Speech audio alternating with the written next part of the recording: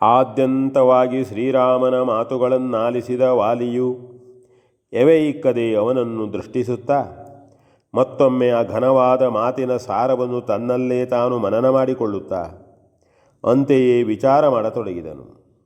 ತನ್ನನ್ನೇ ತಾನು ಮರೆತಿರುವಷ್ಟೂ ತುಂಬಿ ಹೋಗಿದ್ದ ವಾಲಿಯ ಹೃದಯಾಂಧತೆಯು ಅರುಣೋದಯದಿಂದ ಮೆಲ್ಲನೆ ದೂರವಾಗುವ ಜಗತ್ತಿನ ಕತ್ತಲೆಯಂತೆ ಹಾಗೆಯೇ ತಿಳಿಯಾಗತೊಡಗಿತು.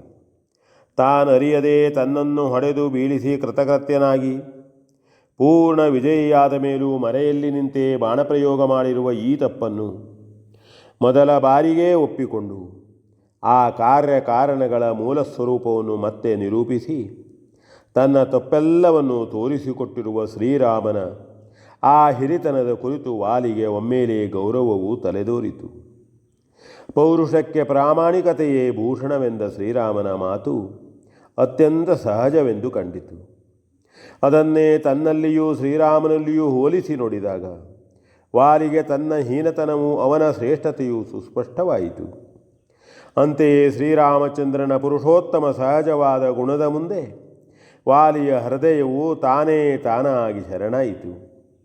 ಆಗಲೇ ವಾಲಿಯು ತಾನು ಬಿದ್ದಲ್ಲಿಯೇ ಕೈಜೋಡಿಸಿಕೊಂಡು ಶ್ರೀರಾಮನನ್ನು ವಂದಿಸಿ, ಓ ಮಹಾನುಭಾವನೆ, ನಿನ್ನ ಮಹಿಮೆಯು ಅಗಾಧವಾದುದು. ಅಲ್ಪಮತಿಯಾದ ನನ್ನಂಥವನು ಅದನ್ನೆಂತು ಮನಗಾಣಬಲ್ಲನು. ಮಹಾತ್ಮನಾದ ನಿನ್ನನ್ನು ಬಹುವಾಗಿ ಜರೆದಾಡಿದ ನನ್ನನ್ನು ಕ್ಷಮಿಸು. ಜೀವನದಲ್ಲಿ ಮಾಡಬಾರದ ಕೃತ್ಯಗಳನ್ನೇ ಮಾಡಿ ಧರ್ಮದ್ರೋಹಿಯಾದ ನನ್ನನ್ನು ಶಿಕ್ಷಿಸಿ ಆ ಮಹಾಪಾಪದಿಂದ ನನ್ನನ್ನು ಪಾರು ಮಾಡಿರುವ ಓ ರಾಮಚಂದ್ರ, ಕುರುಡುಗಟ್ಟಿದ್ದ ನನ್ನ ದೃಷ್ಟಿಯನ್ನು ಶುದ್ಧಗೊಳಿಸಿ ನಾನು ನಿನ್ನನ್ನು ಚೆನ್ನಾಗಿ ತಿಳಿದುಕೊಳ್ಳುವಂತೆ ಅನುಗ್ರಹ ಮಾಡಿದೆಯಲ್ಲ, ಸಾಕು. ಅದೇ ನನ್ನ ಜೀವನದ ಪೂರ್ಣ ಸಿದ್ಧಿಯು. ಇನ್ನು ಜಗತ್ತಿನಲ್ಲಿ ಜೀವಿಸಿಕೊಂಡಿರಬೇಕೆಂಬ ಸಣ್ಣತನವೂ ನನ್ನಲ್ಲಿಲ್ಲ. ಕೇವಲ ಪೌರುಷವೇ ಸರ್ವಶ್ರೇಷ್ಠವೆಂದು ಬಗೆದು ಧರ್ಮವನ್ನರಿಯದೆ ಮನಬಂದ ರೀತಿಯಲ್ಲಿ ವರ್ತಿಸುತ್ತಿರುವ ನಾನು ಆ ತಪ್ಪಿಗಾಗಿ ನಿನ್ನಿಂದ ಶಿಕ್ಷಿಸಲ್ಪಟ್ಟು ಪಾವನಗೊಂಡ ಮೇಲೆ ಇನ್ನೊಮ್ಮೆ ಎಂದಾದರೂ ಧರ್ಮವನ್ನು ಮೀರಬಹುದಾದ ಮತ್ತು ಆ ಅವಕಾಶವುಳ್ಳ ಈ ಜೀವನವನ್ನು ಸರ್ವಥಾ ನಾನು ಬಯಸುವುದಿಲ್ಲ. ನನ್ನ ಕೃತಾಪರಾಧಗಳನ್ನು ತಿಳಿದುಕೊಂಡು ಅದನ್ನು ಪಡೆದ ಶಿಕ್ಷೆಯಿಂದ ಹೋಗಲಾಡಿಸಿಕೊಂಡು ನಿನ್ನಂಥವನ ದಿವ್ಯ ಸನ್ನಿಧಿಯಲ್ಲಿ ಸಂತೋಷವಾಗಿ ಈ ಜೀವನದ ಕೊನೆಯ ಉಸಿರನ್ನೊಳೆಯುವ ಸೌಭಾಗ್ಯವು ನಿನ್ನ ಅಪಾರವಾದ ಕರುಣೆಯಿಂದಲೇ ನನಗೆ ಸಂಪ್ರಾಪ್ತವಾಗಿದೆ. ಅಂತೆಯೇ ನಾನು ಧನ್ಯನು ಎಂದು ನಿವೇದಿಸಿಕೊಂಡನು. ಅಲ್ಲದೆ ಒಮ್ಮೆ ಸುತ್ತಲೂ ಕತ್ತನ್ನು ಹರಳಿಸಿ ಅನತ ವದನನಾಗಿದ್ದ ಸುಗ್ರೀವನನ್ನು ಬಳಿಗೆ ಕರೆದು, ತಮ್ಮ, ನಿನ್ನನ್ನು ತಮ್ಮನೆಂದು ಕರೆಯುವ ಅರ್ಹತೆಯನ್ನೇ ನಾನು ಕಳೆದುಕೊಂಡವನು. ನನ್ನಿಂದ ಬಹುವಾಗಿ ನೊಂದಿರುವ ನೀನು ನನ್ನನ್ನು ಕ್ಷಮಿಸು ಕಂದ. ನಿನ್ನನ್ನು ಬಹುವಿಧವಾಗಿ ಕಾಡಿ ನಿನ್ನ ಜೀವನವನ್ನೇ ಹಾಳುಗೆಡವಿದ್ದ ನನ್ನ ಗುರುತರವಾದ ಅಪರಾಧಕ್ಕೆ ಇದೋ ಈ ಮಹಾಪುರುಷನು ನನ್ನನ್ನು ಶಿಕ್ಷಿಸಿ ಸಕಲ ದುರಿತಗಳನ್ನು ಹೋಗಲಾಡಿಸಿ ಪಾವನಗೊಳಿಸಿರುತ್ತಾನೆ. ಆದುದರಿಂದಲೇ ಸಕಾಲದಲ್ಲಿ ನನ್ನ ಕಣ್ಣು ತೆರೆಯಿತು. ಈ ಪತಿತ ಪಾವನನಾದ ಮಹಾಸ್ವಾಮಿಯನ್ನು ಓಲೈಸಿ ನಿತ್ಯ ಅವನ ಪಾದ ತೊಳೆದು ನಾವೆಲ್ಲ ನೀರು ಕುಡಿಯಬೇಕು. ಅದರಿಂದಲೇ ನಮ್ಮ ಜೀವನವು ಸಾರ್ಥಕಗೊಳ್ಳಬೇಕು. ಸುಗ್ರೀವ, ಆ ಭಾಗ್ಯವು ನನಗಿಲ್ಲ.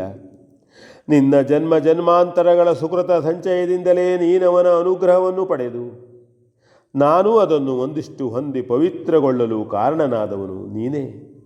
ವತ್ಸ, ಎಷ್ಟೆಷ್ಟೋ ವರ್ಷಗಳಿಂದ ನಮ್ಮೀ ವಾನರ ರಾಜ್ಯವನ್ನು ನನ್ನಿಷ್ಟ ಬಂದಂತೆಯೇ ನಾನು ಆಳಿ ಬರುತ್ತಿದ್ದೆನು. ನನ್ನನ್ನು ಹೊಂದಿಯೇ ಈ ನಮ್ಮ ಪ್ರಜೆಗಳು ಯಥಾ ಸಾಧ್ಯವಾದ ಸಂತೋಷವನ್ನು ಹೊಂದಿದ್ದರು. ನನ್ನ ವಿಯೋಗದಿಂದ ಅವರೆಲ್ಲರೂ ಅತಿಯಾದ ದುಃಖಕ್ಕೀಡಾಗಬಹುದು.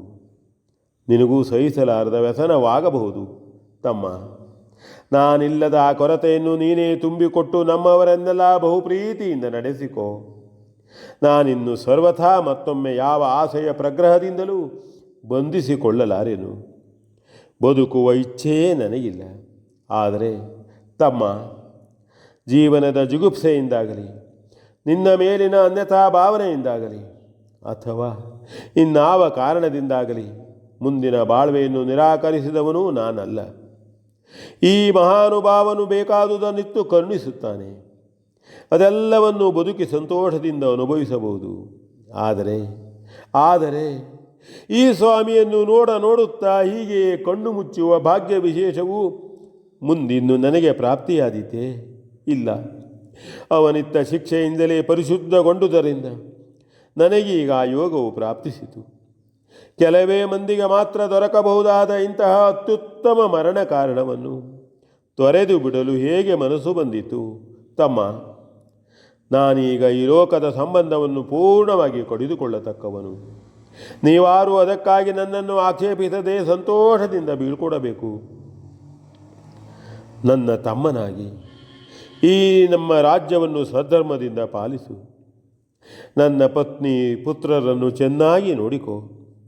ಈ ಅಂಗದನ ಕುರಿತು ಅನ್ಯತಾ ಭಾವಿಸದೆ ಸಂಪ್ರೀತಿಯಿಂದಲೇ ನಡೆಸಿಕೋ. ನನಗಂತೂ ಶ್ರೀರಾಮನ ಸೇವೆ ಮಾಡುವ ಯೋಗವಿಲ್ಲ. ನನ್ನ ಮಗನಾದ ಇವನಾದರೂ ಅದಕ್ಕೆ ಭಾಗಿಯಾಗಿರಲಿ. ಅಂತೆಯೇ ನೀನು ಅವನನ್ನು ಸಂರಕ್ಷಿಸಿಕೊಳ್ಳಬೇಕು. ಉತ್ತಮ ಸಂಸ್ಕಾರವಿಲ್ಲದ ನಮ್ಮ ಜನಕ್ಕೆ ಮಾನವ ಸಂಸ್ಕೃತಿಯ ಹೊಲಬನ್ನು ಕಾಣಿಸಿಕೊಟ್ಟಿರುವ ಈ ಮಹಾಸ್ವಾಮಿಯನ್ನು ಯಾವ ಜೀವವೂ ಮರೆಯದಿರಿ, ತೊರೆಯದಿರಿ. ನಿನ್ನ ಮಾತಿನಂತೆ ನಮ್ಮ ಎಲ್ಲ ಕಪಿವೀರರೊಡನೆ ಅವನ ಪಾದ ಸೇವೆ ಮಾಡಿ ನಶಿಸಿ ಹೋಗಿರುವ ನಮ್ಮ ಕಿಷ್ಕಿಂಧೆಯ ಕೀರ್ತಿಯನ್ನು ಮತ್ತೊಮ್ಮೆ ಬೆಳಗಿಸುವುದರೊಂದಿಗೆ ಕುಮಾರ, ಜೀವನ ಸಾರ್ಥಕ್ಯವನ್ನೇ ಪಡೆದು ಯಶೋಭಾಜನನಾಗು ಎಂದು ಮೈದಡವಿ ಹರಸಿ ಇಂದ್ರದತ್ತವಾದ ಕಾಂಚನ ಮಾಲೆಯನ್ನು ತನ್ನ ಕೊರಳಿನಿಂದ ತೆಗೆದು ಕೈಯೆತ್ತಿ ಸುಗ್ರೀವನ ಕಂಠಕ್ಕೆ ತೊಡಿಸಿ ಶ್ರೀರಾಮನನ್ನು ನೋಡಿ ಮತ್ತೊಮ್ಮೆ ಕೈಮುಗಿದನು. ಸುಗ್ರೀವನಿಗೆ ದುಃಖವು ಮಿತಿಮೀರಿ ಮಾತೇ ಹೊರಡಲಿಲ್ಲ.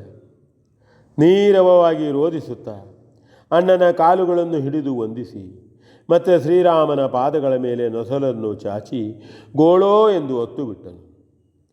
ಶ್ರೀರಾಮನು ಅವನನ್ನು ಹಿಡಿದೆತ್ತಿ ತನ್ನ ಉತ್ತರೀಯದಿಂದ ಅವನ ಕಣ್ಣೊರೆಸಿ ಮೈದಡವಿದನು.